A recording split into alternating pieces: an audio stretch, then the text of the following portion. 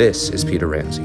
Peter Ramsey was the first African-American to direct a big-budget animated movie and to win an Academy Award for Best Animated Feature for directing Spider-Man Into the Spider-Verse. He did not start out directing, however. Instead, he slowly worked his way up from storyboard artist to animator to director.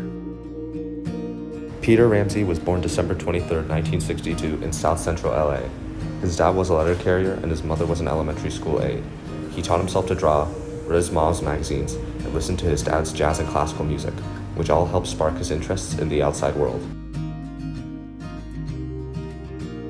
I learned to draw, or I taught myself to draw at a pretty early age, and that was just to entertain myself. And it wasn't until I was almost in my 20s that I was like, yeah, I think I want to do this, but I want to be like a director or something. But I couldn't afford to make films on my own. I couldn't really afford to go to film school. So I found out about storyboarding, and that really did feel like the key turning in the lock. He got accepted into UCLA as a fine arts major, the first in his family to go to college, but dropped out to go study film at Los Angeles City College. When he was 19, he watched the movie E.T. and realized filmmaking combined his interests in drawing, music, and art. He learned about storyboard artists, including Maurice Zumerano. Ramsey saw that he could be a storyboard artist. He got his first job making storyboards for commercials that advertised Miller Lite and Pepsi.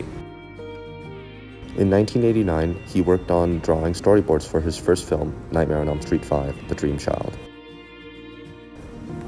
He then worked on Predator 2, Tank Girl, Men in Black, Independence Day, Mortal Kombat, Godzilla, Minority Report, Fight Club, and Bram Stoker's Dracula. He became close with director Francis Ford Coppola. Coppola said Peter had a very endearing personality, and that he was an integral part of Dracula.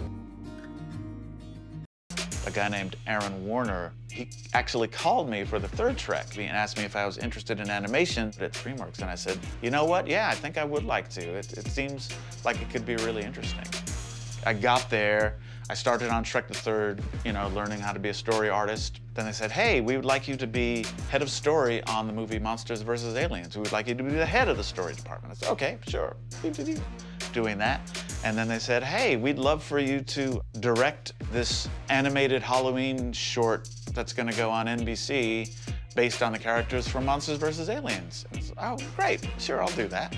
And so, and all these things were like steps toward eventually directing.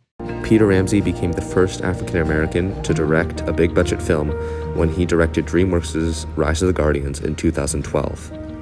Unfortunately, the movie did not do well at the box office.